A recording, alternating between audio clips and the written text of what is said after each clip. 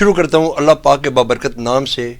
میں ہوں شوکت مغل اور آپ دیکھ رہے ہیں وائس آف پاکستان اردو. آج جو میرے مہمان ہیں انجم گجر صاحب، secretary general Pakistan sport board Islamabad, اور دوسرے میرے مہمان ہیں عزت خان جو کہ جوائنٹ سیکرٹری ہیں لیبر مزدور یونین کے. تو عزت خان صاحب تو کافی دنوں سے یہ بڑے اچھے سوال و جواب بڑا زبردست اپنی جو کہ ان کی مزدور ایک یونین ہے، وہ یونین کا بڑا، وہ مزدوروں کا بڑا دفاع کر رہے ہیں. اور آج ہم چلتے ہیں انجم گجر صاحب کے پاس. جناب پچھلے دنوں میں انہوں نے بڑی ایفرٹ کی، جیسے کہ اسلام آباد کے اندر ایک بہت بڑا دھرنا ہوا ہے. ان کا جو پیکج، جو سیلری کا مسئلہ تھا، ان کی تنخواہیں بڑھانی تھی، اس حوالے سے یہ سارے فرسٹ رہے ہیں اور انہوں نے بلکہ یہ گرفتار بھی ہوئے ہیں. انہی سے پوچھتے ہیں کہ ان کے معاملات تو طے پا چکے ہیں، کیا آپ نے کون کون سی مشکلات سے گزرے اور آپ فرنٹ لائن میں تھے؟ تو انہی سے زبانی پوچھتے ہیں. جی انجم گجر صاحب. بسم اللہ الرحمن الرحیم. سب سے پہلے تو شکریہ شوکت مغل صاحب کہ آپ نے ہمیں دعوت دی، اپنی آواز یہاں اٹھانے کی آپ نے دعوت دی. بہت شکریہ آپ کا.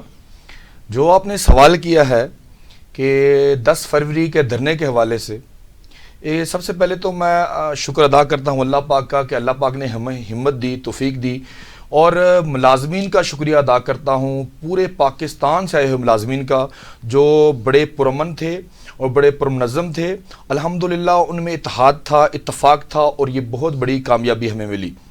یہ سارا کریڈٹ رحمان باجوہ صاحب کو جاتا ہے جنہوں نے اس سوئی ہوئی ملازمین کی جو تحریک تھی اس کو اجاگر کیا. اور یہ سٹرگل آج سے نہیں، پچھلے 2 سال سے چل رہی تھی. اور وہ موج ہے دریا میں، بیرون دریا کچھ نہیں. میں ایک الفاظ ادا کرتا ہوتا ہوں.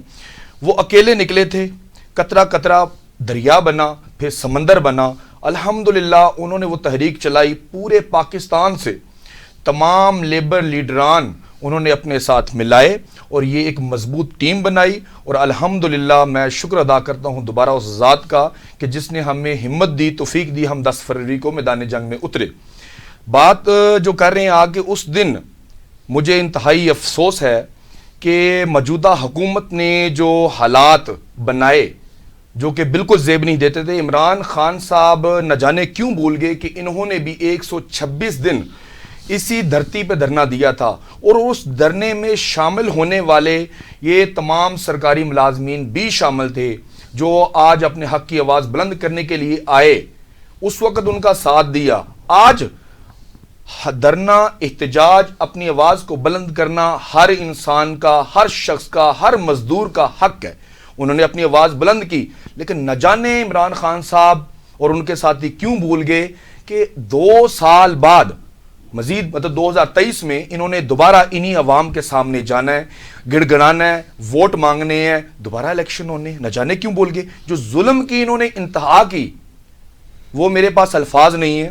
اس میں بہت سارے لوگ شدید زخمی ہوئے، ہمارے ملازم بہت زیادہ زخمی ہوئے. کچھ ان کا ایک پولیس فورس کا ایک آدمی جو کہ مارا بھی گیا، اس میں شہید ہوا. میں تو اس کو شہادت کا درجہ دوں گا، جو کہ اتنا ہائی لائٹ نہیں ہوا.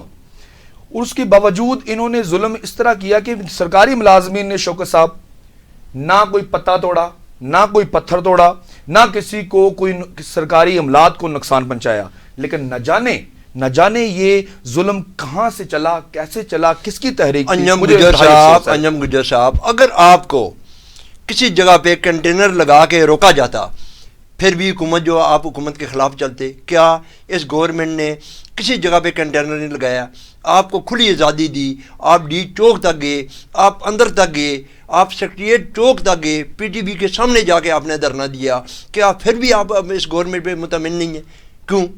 شوکت صاحب آپ بول رہے ہیں شاید میڈیا نے اتنی ہائی لائٹ نہیں کیا، لیکن میرے خیال میں سب لوگوں کو پتہ ہے پورے پاکستان سے آئی ہوئی عوام تھی، مزدور تھے.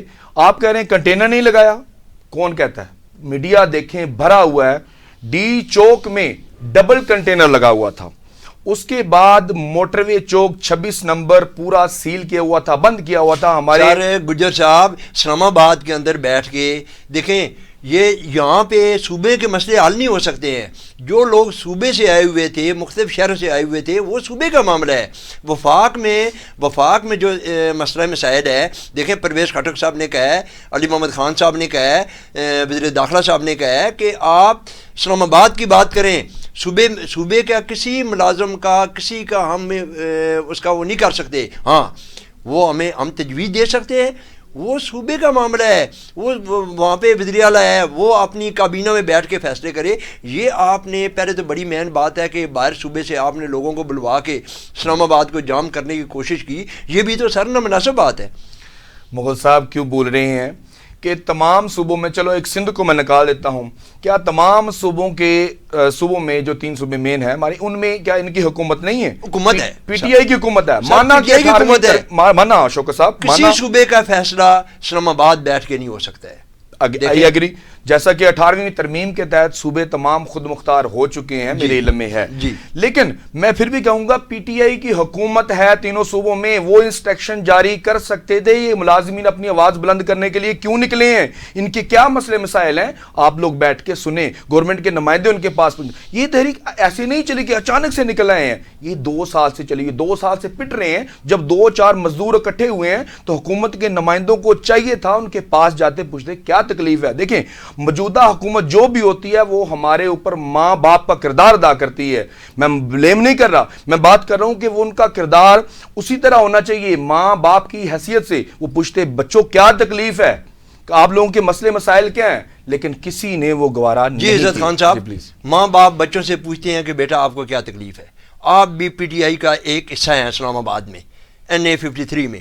کیا آپ کے MNA، کیا آپ کی گورنمنٹ، کیا جیسے کہ انجم گجر صاحب کہہ رہے ہیں، کیا ان کی باتوں میں واقعی صداقت ہے؟ بسم اللہ الرحمن الرحیم.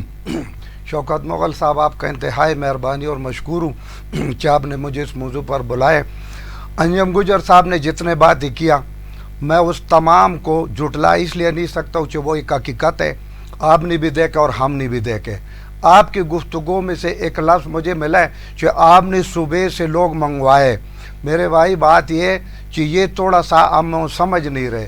صوبے سے ہم نے نہیں منگوائے. جیسے ہمارے حکومت پاکستان کو آئین یہ اجازت دیتے کہ وزیر داخلہ ہو، وزیر دفاع ہو، کوئی منسٹر ہو، ریلوے ہو، پورا پاکستان جا سکتے، گھوم سکتے، کام کر سکتے، خدمت کر سکتے. اسی طرح ہمارا آئین ہمیں بھی اجازت دیتے ہیں. ہم رجسٹرڈ لوگ ہیں. جیسے میرا تعلق نیشنل لیبر فیڈریشن سے ہے تو میں سندھ میں بھی جا سکتا ہوں، بلوچستان میں بھی جا سکتا ہوں، صوبہ سرحد میں بھی جا سکتا ہوں. تو وہ لوگ بھی ادھر آ سکتے، وہ ہمارے نمائندے تھے. چونکہ یہ تمام کارڈ جو ہے نا یہ رحمان علی باجوہ نے. عزت خان صاحب، پرویز خٹک صاحب نے کہا ہے کہ صوبوں کی بات ہم نہیں مانتے. صوبہ کی بات جو ہے وہ صوبے میں رکھیں، آپ مرکز کی بات کریں.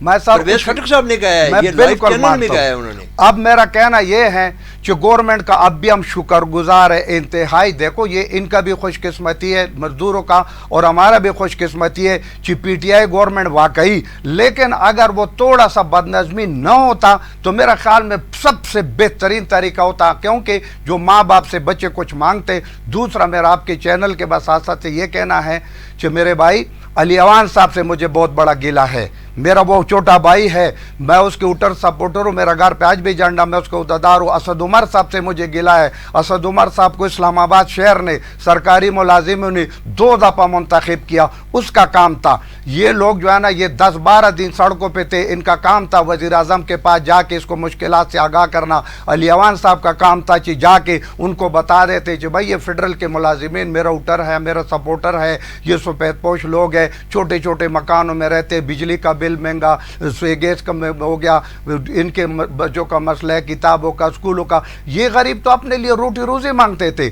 اس ملک سے ان لوگوں کو پکڑنا چاہیے جو علی کیا نام ہے وہ ایان علی کے ذریعے ملک سے باہر پیسے لے کے جا رہے. ہمارے ملک کے حکمران اپنی بیٹی کو 4-4 ارب روپے کے گھر گفٹ میں دیتے ہیں. میرا ملک کا حکمران جو 3 دفعہ وزیر اعظم رہے، جو اس کا امریکہ میں بھی جناب بلڈنگ، برطانیہ میں بھی بلڈنگ، دبئی میں بھی بلڈنگ. تو بھائی میں تو وہ بدقسمت ملازمین یہ تھے، اور رحمان باجوہ کے ساتھ تو وہ بدقسمت ملازم تھے جو سب سے پہلا بلڈنگ بنانے والا وہ لوگ، اور جب بلڈنگ گرتے تو ملبہ اٹھانے والا بھی یہ لوگ. کیا رحمان باجوہ صاحب نے آپ کا مسئلہ حل کروا دی ہے؟